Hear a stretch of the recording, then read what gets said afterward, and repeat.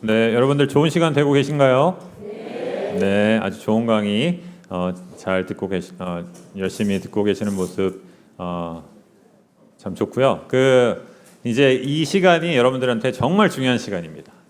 참여할 수 있는 시간이니까요. 질문이 올라오는 거 물론 이거 다 들을 수는 없겠지만 또 표현하는 그런 시간 갖도록 합시다.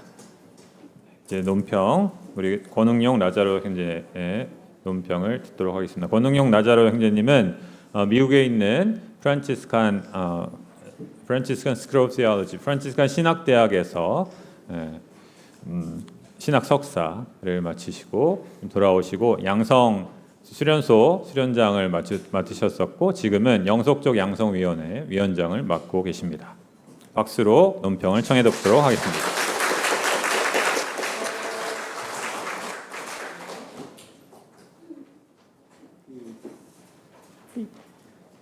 자료집 52페이지부터 논평이 적혀져 있는데요. 보실 필요가 없습니다. 달리 진행을 할 생각입니다. 그래서 5분 정도 오늘 강의에 대해서 갈무리하고 제가 마이클 쿠사토 형제님한테 질문해서 4개 정도의 질문을 하고 나면은 여러분들께서 질문해 주신 것 가지고 계속 이어나가도록 하겠습니다. 그래서 제가 여러분도 할 법한 질문을 뽑아서 마이클 형제님한테 아침에 드렸더니 해가지고 저한테 주시더라고요. 그래서 듣고 바로 하는 것보다는 정리해서 하는 게 나을 것 같아서 그렇게 진행을 할 거고요. 따로 질문지에 적어주신 것은 다미아노 형제가 이렇게 진행하도록 하겠습니다. 발제자는 자신의 학문적 연구와 교육 현장에서의 경험을 바탕으로 오늘날 프란치스칸 카리스마를 어떻게 이해하고 살아가야 하는지에 대한 중요한 질문을 제기한다. 특히 젊은 프란치스칸들과의 만남을 통해 제기된 문제, 그 프란치스칸 정체성을 교회법적 서원의 충실한 실천에서 출발하여 이해하는 방식이 과연 프란치스칸 고유의 카리스마를 충분히 드러낼 수 있는가 하는 질문은 오늘날 작은 형제가 직면한 중요한 성찰의 지점이다.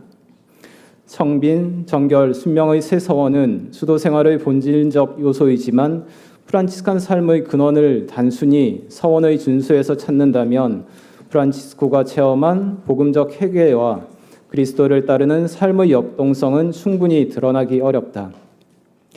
발제자의 핵심 통찰은 곧 서원은 카리스마의 출발점이 아니라 카리스마가 역사 안에서 구체화된 표현이라는 점이다. 발제자는 프란치스칸 전통에 대한 통상적인 이해를 비판하는 데 그치지 않고 초기 프란치스칸 문헌을 역사적, 문헌학적으로 재검토함으로써 프란치스칸 카리스마를 다시 읽도록 초대한다. 이러한 시도는 제2차 바티칸 공의회 이후 수도생활 쇄신의 기본 방향과도 깊이 연결된다. 이러한 맥락에서 발표자의 논의는 오늘날 작은 형제들이 어떻게 서원을 지킬 것인가 이전에 어떤 복음적 존재 방식으로 살아갈 것인가를 다시 묻게 만든다는 점에서 중요한 의미를 지닌다. 발표 시간의 제약으로 충분히 다루지 못한 지점, 카리스마와 서원, 그리고 강생의 영성을 함께 살필 필요가 있다. 카리스마와 서원은 단순한 선후 관계가 아니라 그리스도 안에서 서로 연결된 두 차원이다. 따라서 중요한 것은 서원을 중심으로 카리스마를 이해할 것인가, 카리스마를 중심으로 서원을 이해할 것인가의 양자택일이 아니다. 오히려 성령께서 주신 카리스마가 어떻게 서원의 형태를 낳고 서원이 어떻게 그 카리스마를 보존하고 해석하는지를 바라볼 필요가 있다. 프란치스칸 카리스마의 가장 근원에는 예수 그리스도와의 만남이 놓여 있다. 프란치스코에게 그리스도를 따른다는 것은 단순히 예수님의 가르침을 실천하는 것이 아니라 육화 안에서 자신을 비우시고 십자가에서 자신을 내어주시며 성체 안에서 끊임없이 자신을 낮추시는 그리스도의 존재 방식에 참여하는 것이었다. 그러므로 프란치스칸 삶의 근본 질문은 무엇을 얼마나 잘 지켰는가가 아니라 우리는 누구를 닮아가고 있는가여야 한다. 또한 프란치스칸이 서약하는 새 서원은 예수 그리스도를 닮으려는 근본 지향 안에서 이루어져야 한다. 이러한 맥락에서 서약은 그리스도를 닮으려고 하는 과정에서 자연스럽게 맺히는 열매이며 그리스도를 따르는 복음적 삶을 공동체 안에서 지속적으로 살아가기 위한 교회적 형태라 할 수 있다.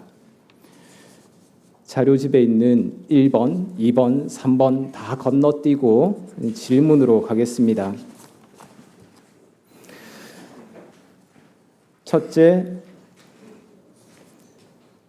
발제자는 인준받지 않은 수도규칙에 대한 문헌학적 층위 분석을 통해 프란치스칸 카리스마를 새롭게 해석한다.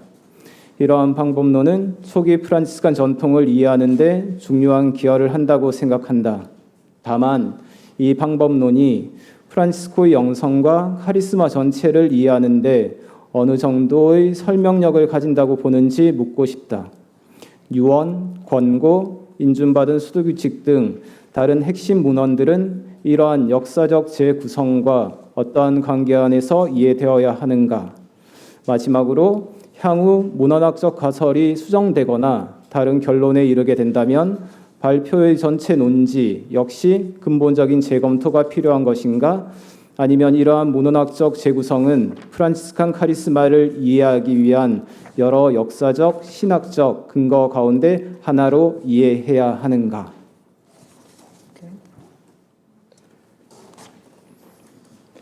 Touching on methodology, which colors and shapes how one comes to understand content, here the content of the charism, I acknowledge a certain bias towards the historical approach. It's what I am. I'm a historian. That's how I read the texts. And if we Franciscans move past too quickly the foundational history of how our charism developed, then I think we risk imposing on that history our own preconceived notions of who we were at the beginning for society and for the church, and what constitutes an evangelical vision for us. Hence my stress on getting it right regarding our origins.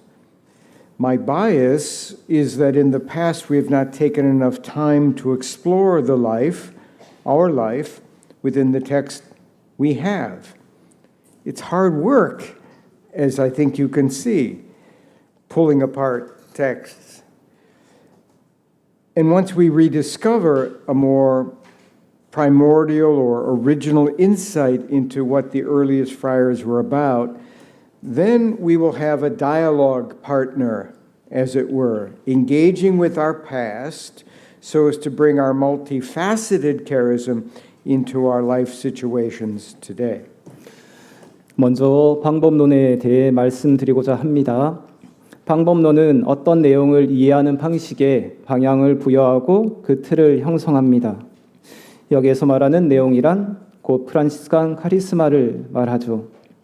나는 이 주제를 이해함에 있어서 역사적 접근에 어느 정도 무게를 두고 있다는 점을 인정합니다. 그러나 내가 말하는 역사적 접근은 단순히 문헌학적 분석에 제한되지 않습니다. 역사적 접근은 역사학자인 나에게 있어 학문적 정체성입니다. 만일 우리 프란치스칸들이 우리의 카리스마가 어떻게 형성되었는지를 보여주는 근원적인 역사를 충분히 살피지 않은 채 너무 성급하게 지나쳐 버린다면 우리는 오늘날의 관점으로, 오늘날의 선입견을 가진 관점으로 초기 형제의 역사를 바라볼 위험이 있습니다. 다시 말해 사회와 교회 안에서 초기 형제들이 어떤 존재였는지, 그리고 우리에게 복음적 삶이 무엇을 의미하는지를 현재의 관점으로 거꾸로 해석하게 된다는 말입니다. 그렇기 때문에 나는 작은 형제회의 교원을 가능한 한 정확하게 이해하는 일이 무엇보다 중요하다고 생각합니다. 나의 기본적인 입장은 이렇습니다. 지금까지 우리는 우리에게 전해진 문헌들 안에 살아 숨쉬는 삶, 곧 우리 자신의 삶을 충분히 탐구하지 못했거나 않았습니다. 물론 이는 결코 쉬운 작업이 아닙니다. 그러나 초기 형제들이 실제로 어떤 삶을 살았는지에 대한 가장 근본적이고 근원적인 통찰을 다시 발견하게 된다면 우리는 비로소 과거를 대화의 상대로 삼을 수 있게 될 것입니다. 다시 말해 우리의 역사와 대화함으로써 우리 각자의 삶의 자리에서 프란치스칸 카리스마의 다양한 모습을 새롭게 살아낼 수 있게 될 것입니다. 두 번째 질문은 자금과 가난의 관계입니다. 발제자는 자금을 프란치스칸 카리스마의 중심 개념으로 제시하며 자금은 가난의 토대이며 가난은 자금의 구체적 표현이다. 자금을 살아가면 가난은 필연적으로 뒤따른다와 같은 의미심장한 통찰을 우리에게 전한다. 그렇다면 프란치스코의 후기 저술에서 자금보다 가난이 더욱 두드러지는 현상을 어떻게 이해해야 하는가? 이러한 변화는 후대 형제회가 프란치스코의 원래 의도를 새롭게 해석한 결과인가? 아니면 프란치스코 자신의 복음이해가 더욱 심화된 결과인가? 더 나아가 자금은 프란치스칸 영성 전체를 통합하는 해석 원리인가? 아니면 프란치스칸 카리스마를 구성하는 여러 핵심 차원 가운데 하나인가? 이에 대한 발표자의 견해를 듣고 싶습니다. You may have probably noticed that I place a lot of stress on the pivotal emergency chapter of late September 1220, where we see Francis's charism being challenged by the newer recruits. Here is where we see the original charism of minority being contested by a different manner of reading the same charism, where the stress is more on active ministry out in the cities, and thus at a distance from the lepers and marginalized poor. Here is where the original Minorite charism begins to evolve into a different version of the charism. We have, in fact, two charisms, two coexisting within the same skin. I think the two represent two different yet connected ways of living out our charism. And they also represent two trajectories of the charism out into history. This construct helps us to understand the perennial tension that has always existed in our history from 1220 onward. And in some respects, each follower of Francis will gravitate towards one or the other, some towards a more hidden life among the minores, and others more engaged in more institutional apostolic work, perhaps more in line with the Church's stated needs and mission at the service of the Church.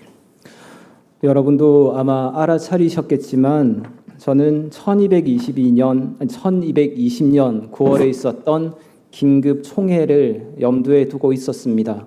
긴급 총회가 프란치스코가 동방에 갔다가 돌아왔을 때 형제들이 다른 수도 규칙을 채택하려고 하고 집을 짓고 이런 와중에서 다 불러 모아가지고 우리의 삶에 대해서 논의하기 시작하고 그 이후에 나온 것이 이제 초기 규칙 1221년 해칙이 되는 것입니다.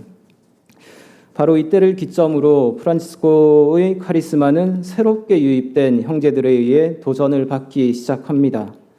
여기에서 우리는 자금을 중심으로 한 본래의 카리스마가 동일한 카리스마를 다른 방식으로 이해하려는 흐름과 마주하는 모습을 보게 됩니다. 새로운 해석은 나병 환자들과 사회의 주변부에 있는 가난한 이들과 함께하는 삶보다 도시에서의 적극적인 사도직 수행에 더 큰 비중을 둡니다. 바로 이 지점에서 원래의 자금의 카리스마는 또 다른 형태의 프란치스칸 카리스마로 발전하기 시작합니다. 나는 이 둘을 서로 대립하는 두 개의 카리스마가 아니라 하나의 카리스마가 두 가지 방식으로 구현된다고 이해합니다.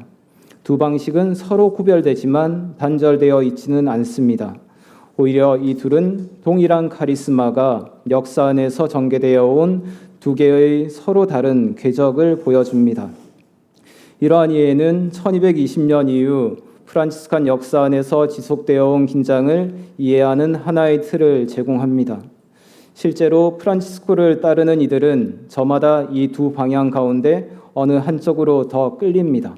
어떤 이들은 작은 이들 가운데서 보다 숨은 삶으로 이끌리고 또 어떤 이들은 교회의 사명과 요구에 보다 직접적으로 봉사하는 제도적 사도직에 헌신하도록 이끌립니다.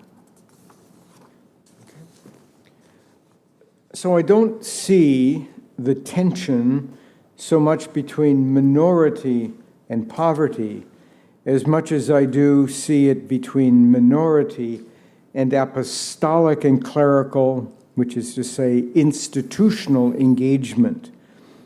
Poverty in this second instance, in the more institutional settings, will be lived quite naturally within certain parameters of behavior. How much do we have? How much do we own? How much do we use? How much do we spend? And so forth. Those are kind of legalistic questions or parameters, rather than living our life as an existential condition of life, mirroring the life of the involuntary poor. 두 번째로 나는 프란치스칸 전통 안의 긴장을 자금과 가난의 사이의 긴장으로 보지 않습니다. 오히려 자금과 사도직, 성직 중심의 제도적 참여 사이에 긴장이 있다고 이해합니다. 후자의 경우 가난은 삶의 실존적 조건이라기보다 일정한 행동 기준 안에서 살아가는 방식으로 이해됩니다. 얼마나 소유하고 있는가, 얼마나 사용하는가, 얼마나 등등등. 이러한 같은 행동의 기준을 통해 가난이 이해됩니다. 본래의 프란치스칸 카리스마의 바탕을 둔 가난은 무엇보다도 인간 존재 전체를 규정하는 실존적 삶의 조건입니다.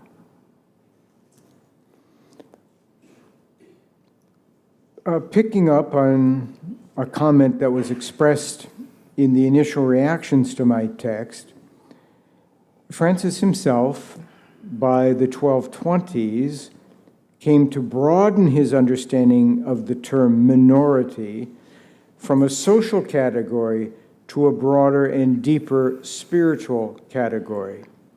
Not that he ended up spiritualizing it, but he came to understand through his own setbacks, failures, and illnesses that he was at root a minor, a minor, someone who in his later years was pushed aside, overlooked, disregarded as useless or burdensome even by his own friars.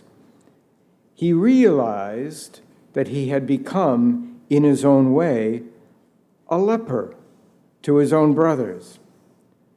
But his pain and suffering drew him towards God and transformed his inner life. And this is reflected in virtually all of his later writings, where the overriding theme is no longer anger and disappointment, it is praise and thanksgiving. 저의 발표에 대한 초기 논평에서 제기된 한 가지 의견과 관련하여 덧붙여 말씀드리겠습니다.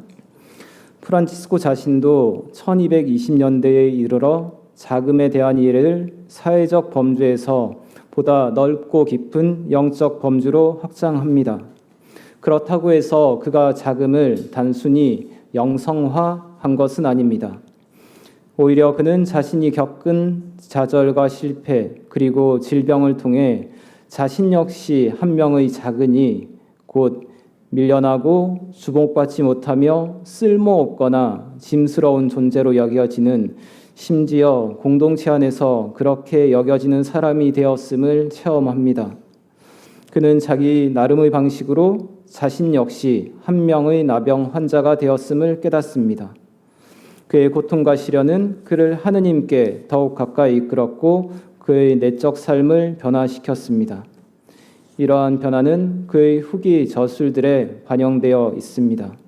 그 저술들을 관통하는 중심 주제는 슬픔이나 비탄이 아니라 찬미와 감사입니다.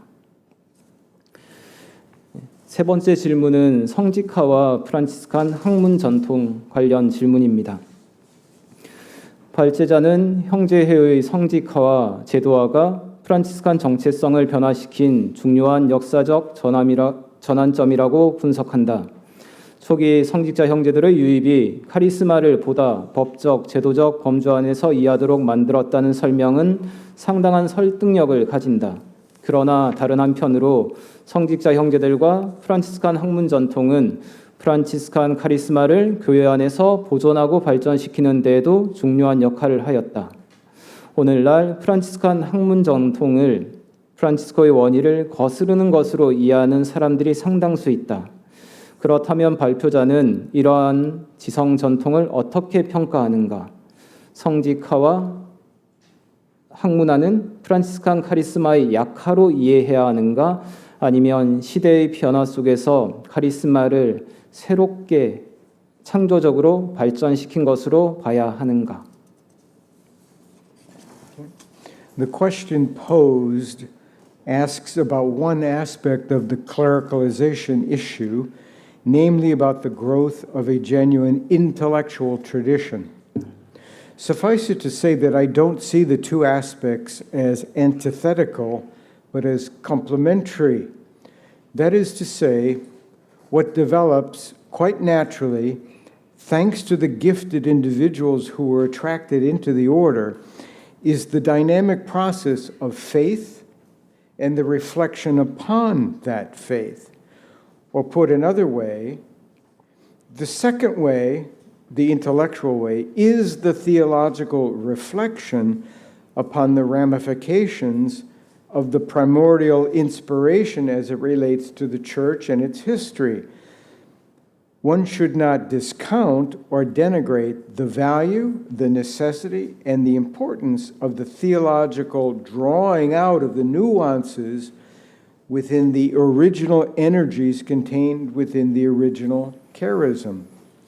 I have, in fact, challenged those who are engaged in studying the intellectual tradition to delve underneath the theological language of the intellectual tradition in order to discover therein the bridges that connect their theological constructs with the original insights and values of the writings of Francis.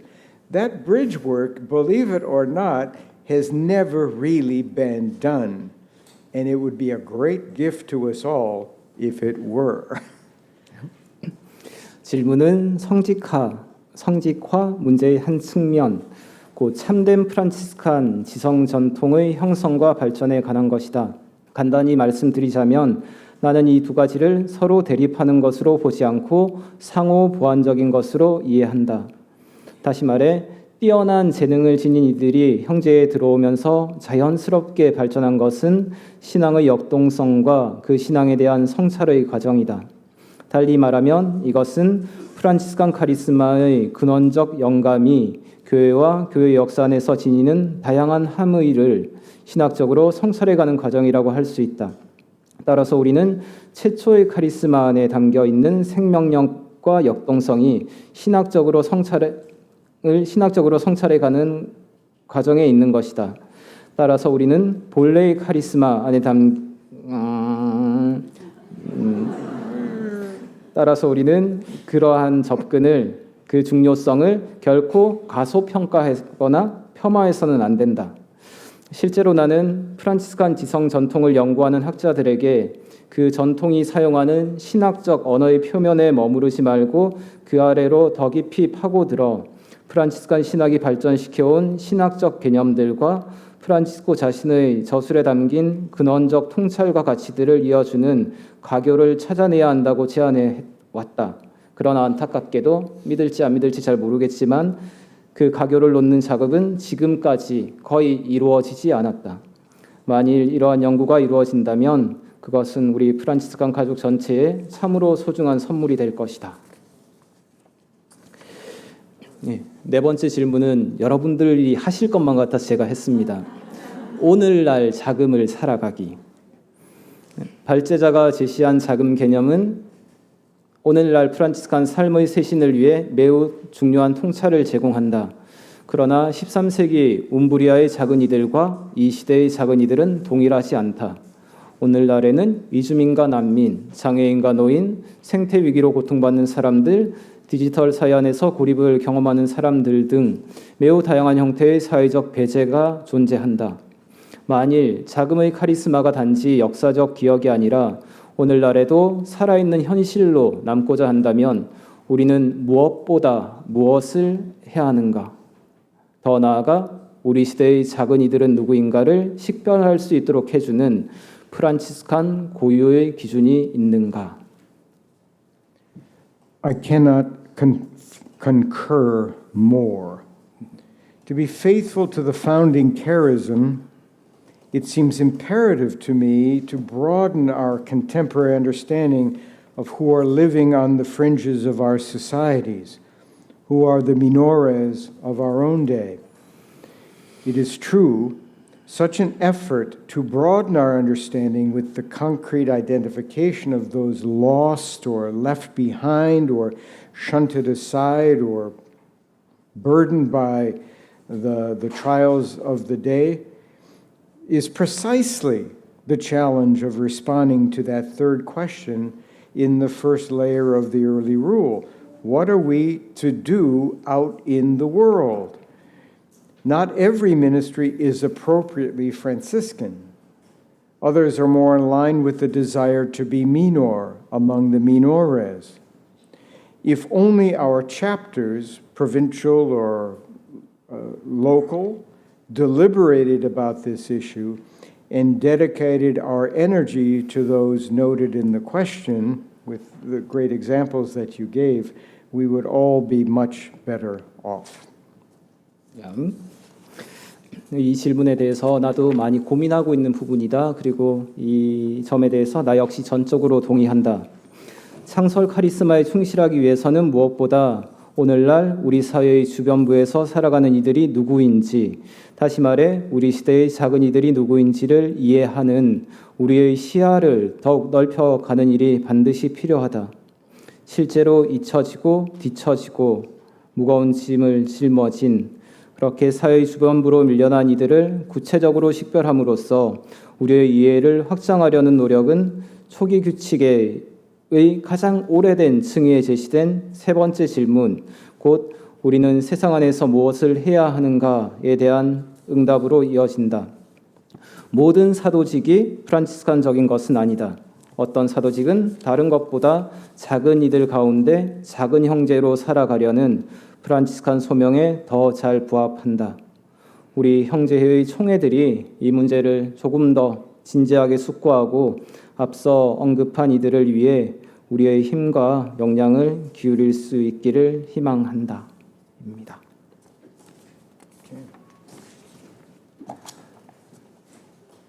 저는 이제 지쳐서 여기까지 하겠습니다.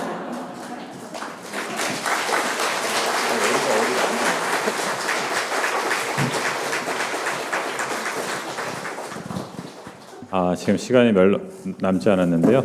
그 종이로 적어주신 분들 여러 명 계셨습니다. 그래서 되는 대로 첫 번째 질문은 이제 두 가지 해주셨는데 두 개 중에 정결 서원을 이해하는 데 형제성의 역할이 중요하다고 하셨습니다. 그렇다면 자금의 역할은 어떻게 정결 서원과 연결된다고 생각하시는지 궁금합니다라는 질문이 있었습니다. So chastity is very close to your fraternity, right? Related to but how the minoritas can be related to chastity.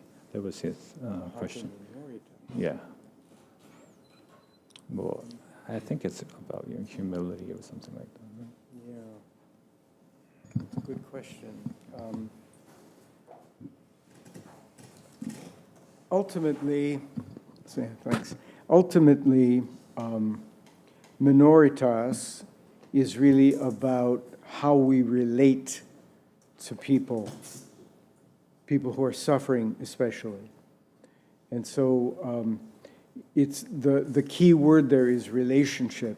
That's how it would connect with chastity.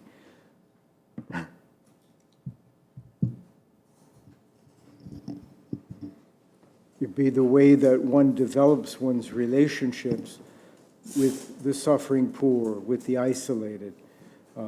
So that becomes part of the relational dynamic that we establish among those who are isolated and rejected, or migrants and things of that sort, disabilities, people with disabilities.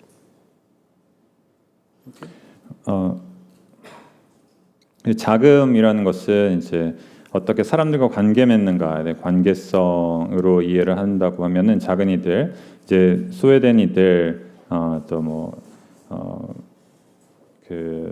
뭡니까, 우리나라로 들어온 이민자들, 이러한 이들과 어떻게 관계를 맺는가, 그런 관계성의 차원에서 내가 어떻게 낮아질 수 있는가, 그렇게 이해할 수 있는 부분이 있다고 생각합니다. 관계성 부분에서는.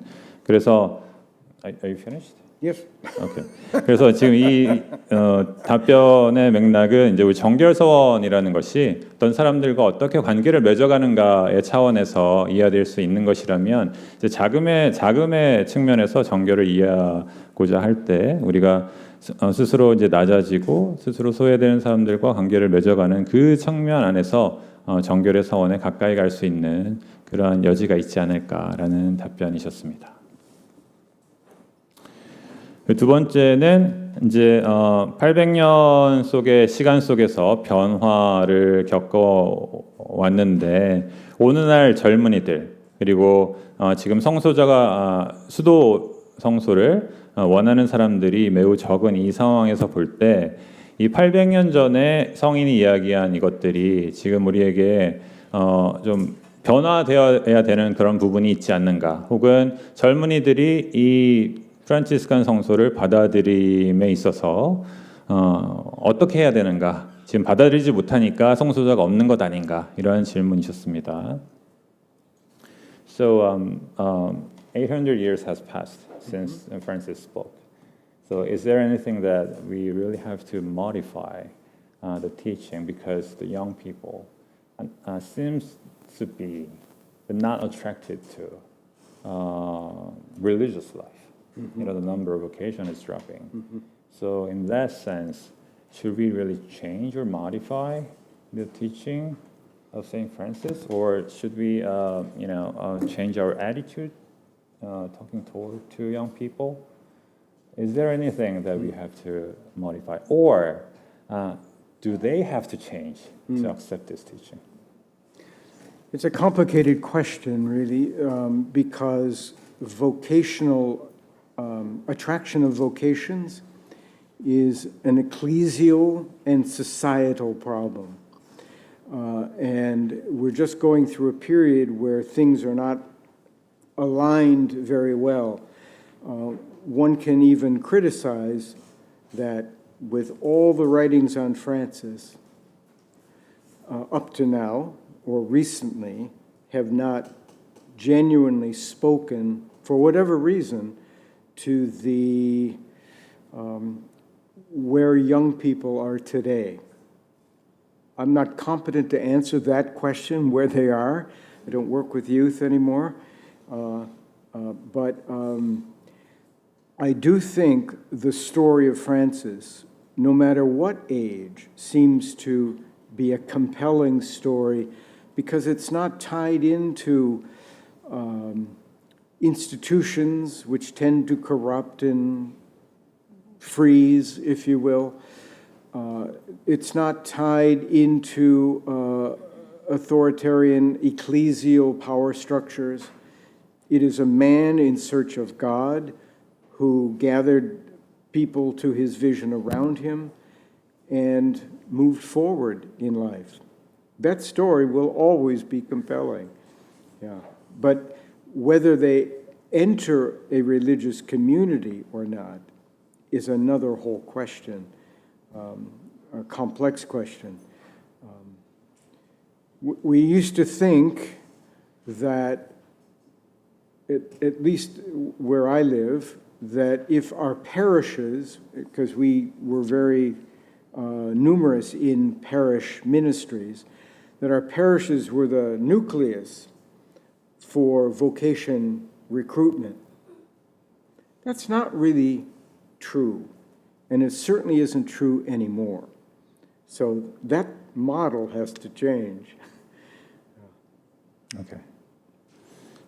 매우 복잡한 문제고 이 성소자 문제는 또 사실은 그냥 우리의 영성의 문제를 훨씬 넘어서는 교회적인 문제 또 사회적인 문제이기도 하기 때문에 이걸 한마디로 답하기는 어려운 것 같습니다. 프란치스코의 글 자체는 이제 젊은이들에게 지금까지 그렇게 많이 읽혀지고 있지는 않은 것 같은데 왜 그런지는 본인도 잘 모르겠다고 하십니다. 네. 하지만 이 프란치스칸 이 가르침이라는 것은 사실은 세대를 불문하고 매력을 느낄 수 있는 가르침이어야 하고 제대로 이해가 됐을 때 그리고 또 이제 우리가 제대로 설명하고 제대로 이것을 그들에게 가르치지 못했던 어떤 그런 책임도 있다 말씀하지 않으셨지만 이제 그런 것이 있는 것 같고요.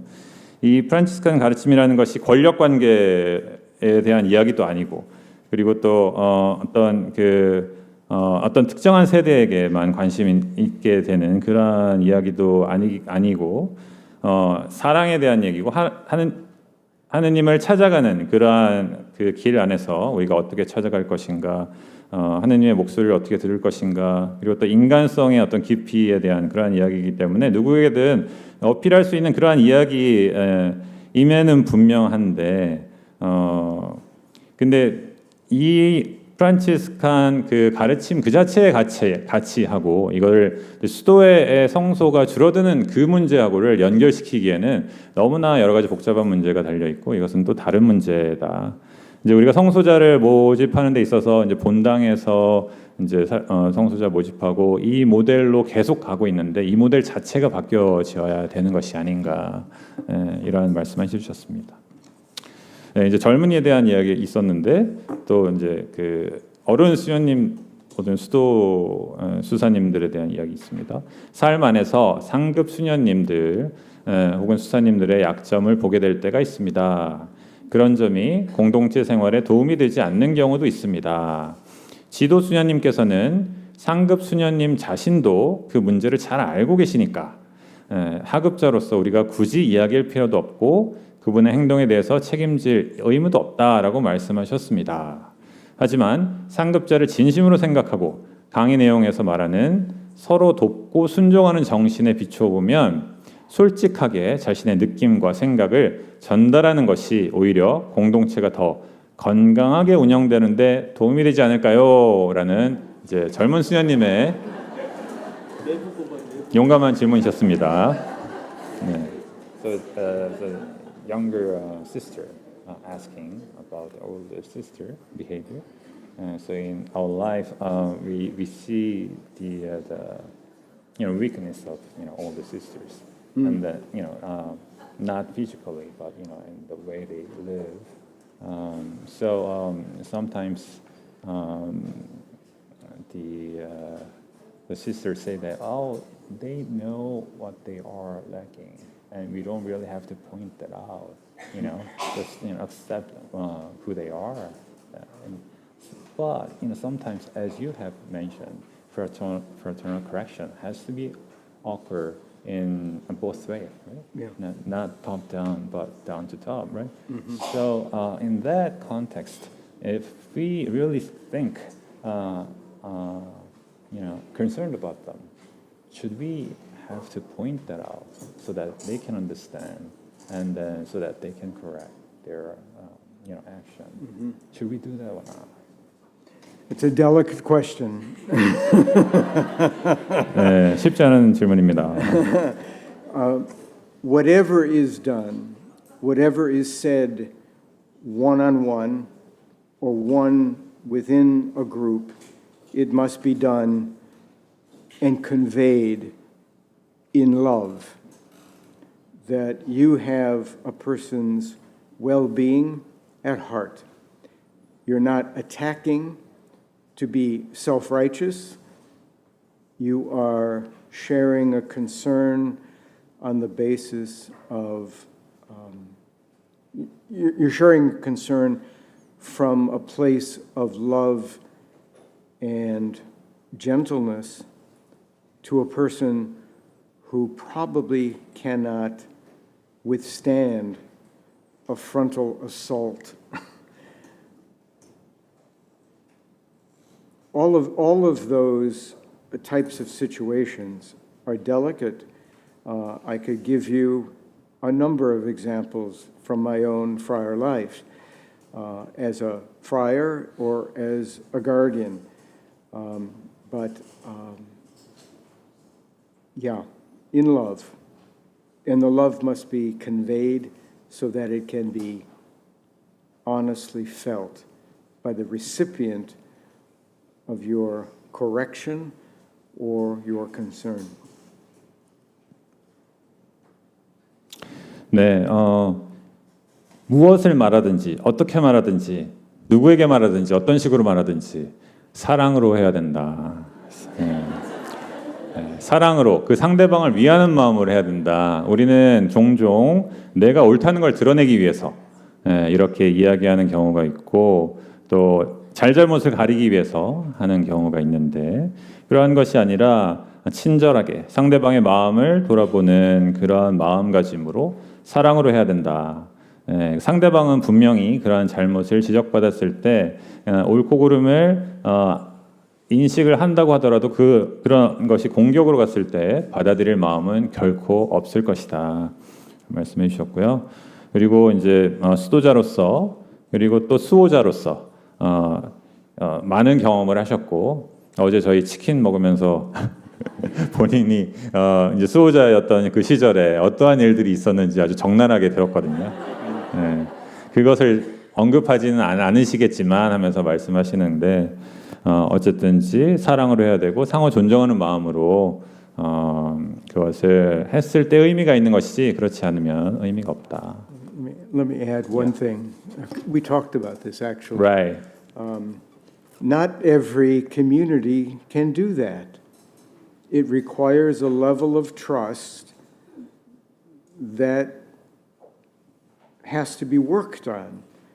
You just can't self-righteously point out another sister's fault or a brother's fault unless there is a level of trust within the community relationships that can absorb what you're trying to tell them out of love. Yeah. Trust. 그래서 이것이 이제 공동체 차원에서 일어날 때 어떤 개인 대 개인의 문제가 아니라 공동체 차원에서 일어날 때 모든 공동체가 이러한 어떤 그 형제적 어떤 교정 이러한 것을 할 수 있는 그런 힘이 있는 것은 아니다. 그러한 힘이 있는 공동체는 서로에 대한 신뢰가 있는 공동체 그리고 서로에 대한 지적을 했을 때 그것을 받아들일 수 있는 힘이 있는 그러한 공동체이기 때문에 이러한 것들을 공동체적으로 하기 위해서는 이제 서로 간의 노력이 필요하고 아주 조심스럽게 점진적으로 해야 된다. 서로 간의 신뢰가 있어야 된다. 어제 해주신 말씀 중에 전례적으로 서로의 발을 이렇게 씻어주신 아주 감동적인 그런 경험을 또 하셨던 그런 얘기를 해주셨는데 사실은 듣기는 감동적이지만 거기까지 가기까지가 얼마나 힘들겠습니까, 그죠? 그죠? 그러한 지금 의도로 말씀해 주셨습니다. 그리고 프란치스코 800주년을 이제 진정으로 기념하는 데 있어서 좋은 것은 본래의 자금, 미노리타스, 자금, 더 넓은 이 자금이라는 정신을 비교적 잘 간직해온 정신을 담아내는 잔인, 가난 속에 새로 받고 채우고 마셔서 힘을 받게 되는 것이 아닐까요? 이렇게 시적으로 적어주셨는데 이제 이 자금을 잘 간직해온 어떤 가난이라는 이 테두리를 잘 우리가 보존하는 것이 중요한 것이 아닐까요?라고 하셨습니다. So she was saying, isn't poverty a great chalice or cup that contain minoritas? So we are celebrating 800 years of anniversary. She is saying that should we cherish this cup of poverty? Isn't it enough, or isn't it good enough to pursue Franciscan spirituality? That's a nice image, actually, especially when we think about the biblical use of cup.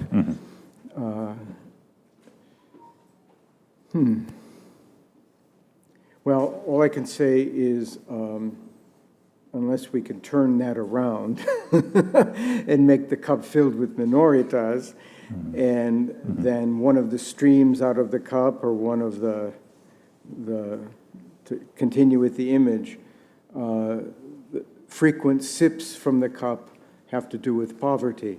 But I still would maintain that the foundational part of the charism is the minoritas, and the poverty flows out of it. As I always like to say, you can be poor but not minor, but when you are minor, you will always have to be poor. You cannot live in a social location identifying with the minoras of society and drive around in a Cadillac. You know, That's so, okay. 멋진 이미지고 성경적인 이미지고 그런데 이 가난의 컵을 항상 자금으로 채우기를 바란다고 이렇게 강조하고 싶다라고 말씀하셨습니다. 작은 사람은 반드시 가난한 삶을 살게 되지만 가난한 사람이라고 해서 꼭 작은 것은 아니다 이렇게 말씀하십니다. 그러니까 작다는 것은 뭐 신분이 낮을 수도 있고, 그렇죠. 그래서 어떤 가난한 것, 그냥 돈 없는 귀족도 있을 수 있잖아요. 그러니까 가난이 자금을 항상 수반하는 건 아니지만 자금은 가난을 항상 수반하기 때문에 자금의 어떤 그 근본 정신을 가진 채로 가난을 추구하는 것이 매우 중요하다 이렇게 말씀하셨습니다.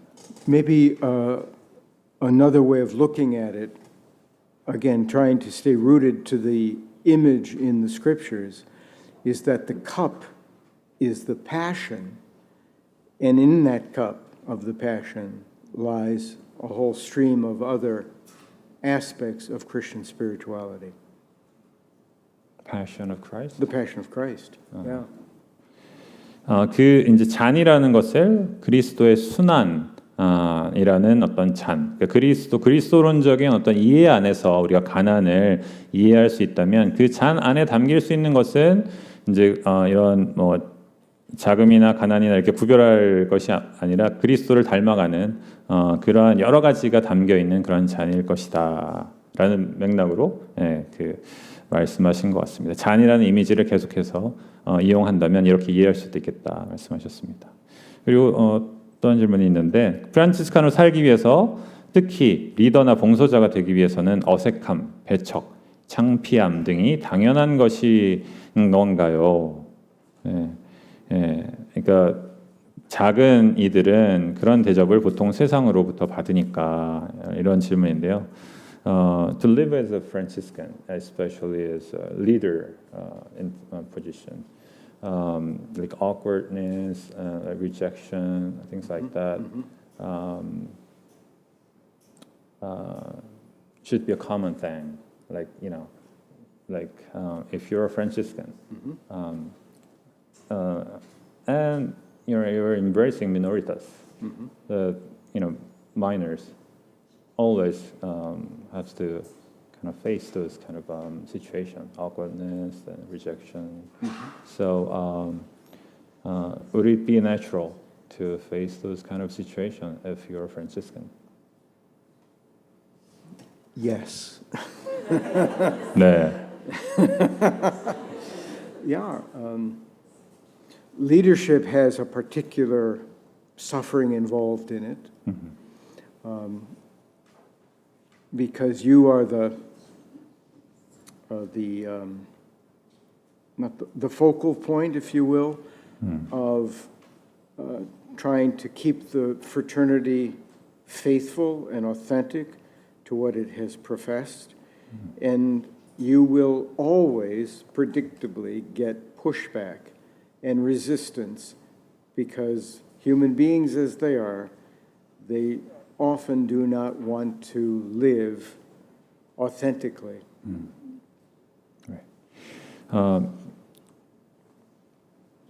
이제 특히 지도자가 된 경우에 이제 고통이 수반된다 말씀하셨습니다. 이렇게 서원을 한다는 것은 이제 서원 생활이라는 게 사실 쉽지가 않잖아요. 우리가 서원을 하기 위해서 우리 자신을 이제 포기해야 되는 그러한 순간들도 많고, 근데 그러한 포기해야 되는 순간에 포기를 하는 경우가 많이 있지만 그렇지 못하고 이것을 밀어내고자 하는 그러한 순간들도 많이 있는데, 그때 밀어내는 대상이 되는 것이 바로 지도자들이다. 공동체 안에서 이거 가난하게 살기 싫어 할 때 그것의 그 마음의 어떤 그 대상이 되는 존재가 바로 지도자들, 그 원장님들, 이제 수도자들, 이제 뭔가 허락을 청하는데 허락 안 해주니까 그 화가 이제 그 책임자들한테 가는 거죠. 그런 면에서 이제 프란치스칸 지도자들로서 이제 그런 겸손한 자세를 가져야 된다 말씀하셨는데, one more? Can I make one other comment? Yeah. Yeah. You heard me mention that there are, the way I look at Franciscan history, there are two trajectories going forward out of the 1220s. The one is more withdrawn and hidden and among the minorities of society and so forth. And the other one is more institutionally inclined, pastorally inclined, living in larger and larger convents and so on. To live as a minor in a community that prefers to stay rather hidden and work with the rejected of society requires that that community be rooted in prayer, in contemplation. Larger communities, convents, and I mean that in the European sense, if you will, large friaries, they have and they will have their rituals of prayer, their prayer structures.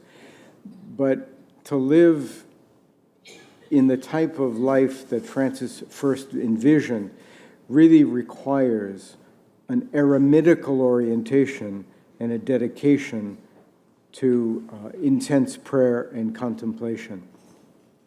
I don't know how you can weather the storm otherwise.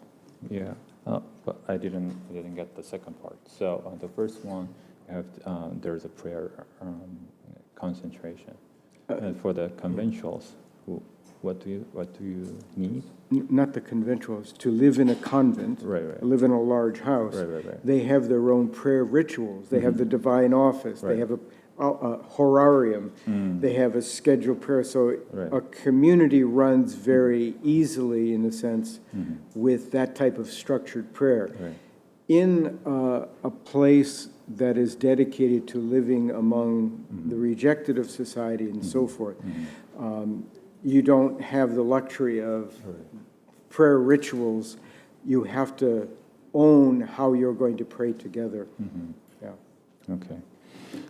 그래서 이제 1220년 이후에 이제 두 가지 방향의 프란치스칸 그 흐름이 생겼다는 그런 말씀을 해주셨는데, 강의 때 첫 번째 부류는 이제 자금에 집중하고 어떤 그 소박하고 가난한 삶을 살기 위한 그런 부류였고, 두 번째 부류는 이제 더 큰 공동체에서 살기를 원하고, 또 교회가 원하는 그 사목 이제 뭐 선교라든지 아니면 본당에서 설교하는 것이라든지 뭐 사회복지라든지, 그러니까 교회에서 이 프란치스칸들이 지위가 올라가고 그 숫자가 많아지면서 그러한 요구들이 있었는데, 그런 것들을 더 잘하기 위해서 큰 공동체에 있고 뭐 교육 공동체라든지 그런 것을 원하는 이제 두 부류로 나눠졌었는데, 큰 공동체 같은 경우에는 기도 생활 같은 것들이 이제 그냥 전례 생활로 계속 이어져 오기 때문에 그것과 함께하는 그러한 면에서 여러 가지 뭐 전례라든지 기도라든지 성밀도라든지 이런 것들을 함께할 수 있는 그러한 여건이 되어 있었던 방면에 이제 자금에 집중하고 겸손하게 살아야 되는 이런 사람들 같은 경우에는 이제 스스로 기도를 해야 되는, 그리고 또 그런 어떤 기도 생활에 정말 깊이 맞들여 있어야 되는 어떤 그러한 부분이 있어야 된다, 그런 말씀을 해주셨습니다.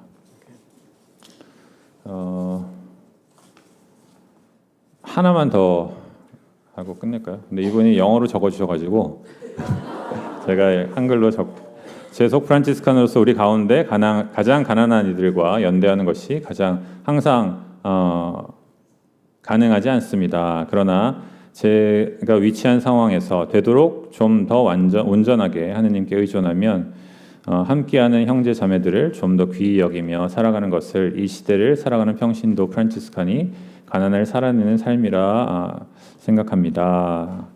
그렇게 말씀을 해주셨습니다. 이거는 질문이 아니라 이제 코멘트라서 이걸 좀 전달하겠습니다. It's not a question, but it's a comment, but it's written in English. Oh, So okay. if you can, make a remark. 그리고 우리 고경 바오르 형제님이 질문을 저한테 하나 주셨는데 이것은 우리 같이 사니까 이따가 저녁 시간에 같이 한번 나눠보면 어떨까? 고바로 형님 계신가요? 네, 이따가 하면 되겠습니다. Should I respond? Yeah. Do you have anything to say? Just simply, I agree with the person who wrote this about the difficulties to understand the ideals, the Franciscan ideals, to have a desire to implement them or live them out in some way, shape, or form is not always easy given one's life situation. If one is caring for an elderly parent or a disabled child, one can't move from one's habitation and go and live among the menorahs. But the fact that one understands a good part of the early tradition, circumstances will arise around you where you can implement that care and concern and compassion in your own way from time to time. The important thing is once you see it, act on it. 프란치스칸 삶을 사는 것, 우리의 실생활 안에서 살아내는 것은 이렇게 쉽지는 않은 것 같습니다. 우리가 뭐 돌봐야 될 아이가 있는 경우도 있고, 또 돌봐야 될 부모님이 있는 경우도 있고, 우리가 뭐 가난한 사람들을 돕기 위해서 맨날 나갈 수 있는 그런 또 상황도 아닐 수 있죠. 그래서 우리가 이 프란치스칸 영성을 잘 배우고,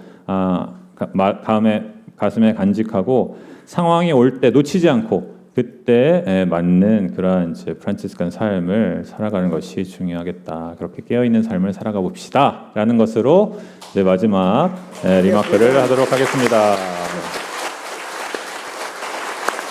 네, 장시간 강의해 주시고 또 논평해 주시고 번역해 주신 우리 두 분 형제님께 큰 박수 부탁드립니다. 네. 여러분들 수고 많으셨고요. 이제 사흘 중에 하루 지났습니다. 네, 이틀 더 남았습니다, 여러분. 네, 내일하고 모레 훨씬 더 재밌는 그러한 시간으로 여러분들을 만나뵐 수 있을 것 같습니다. 그럼 영광송으로 마치겠습니다. 영광이 성부와 성자와 성령께, 성부와 성자와 성령의 이름으로 아멘. 감사합니다. 네, 프란치스칸 연구소 소개를 좀 드리려고 올라왔습니다. 아까 앞에서 사진 찍던 거 보셨어요? 네, 프란치스칸 연구소 이제 연구위원들하고 연구소를 꾸려가는 저희들입니다. 1991년에 설립했고 올해로 이제 35년의 역사를 가지고 있습니다. 네, 프란치스칸 연구소는 이렇게 여러분들 오늘 함께 하신 것처럼 프란치스칸 영성학술 발표회 이렇게 준비하고 있고 또 프란치스칸 삶과 사상이라는 잡지를 1년에 2번 내고 있습니다. 그래서 이번에 나올 잡지의 호수가 이제 60호죠. 30년 동안 이렇게 내고 있습니다. 그리고 프란치스코의 글, 클라라의 글, 그리고 프란치스칸 전기들 출판하는 일들을 맡고 있고요. 그리고 영성적인 책들도 이렇게 출판을 해서 내고 있습니다. 2년 전에 프란치스칸 연구소 후원회가 발족되었습니다. 발족되어서 이제 영성학술 발표회를 여러분들 지금 이렇게 오시는 것처럼 무료로 열 수 있게 되었고 또 영성을 공부하시는 이런 분들에게 진입 장벽을 좀 이렇게 낮춰드렸다고 그런 일들을 하고 있습니다. 그리고 한국 교회에 꼭 필요하지만 절대 많이 팔리지 않을 것 같은 책들.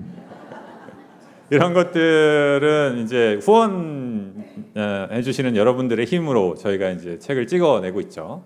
그렇게 찍어서 그렇게 많은 수를 찍어내진 않지만 꼭 필요한 책들 이렇게 찍어내고 있습니다. 그리고 장차 평신도 신학자들 를 양성하는 그런 꿈도 꾸고 있습니다. 그래서 장학금도 주고 그분들과 함께 이렇게 연구소 활동도 하고 하면서 이제 평신도 신학자들, 특히 프란치스칸 영성에 관심 있는 분들을 양성해 나가려는 꿈을 꾸고 있습니다.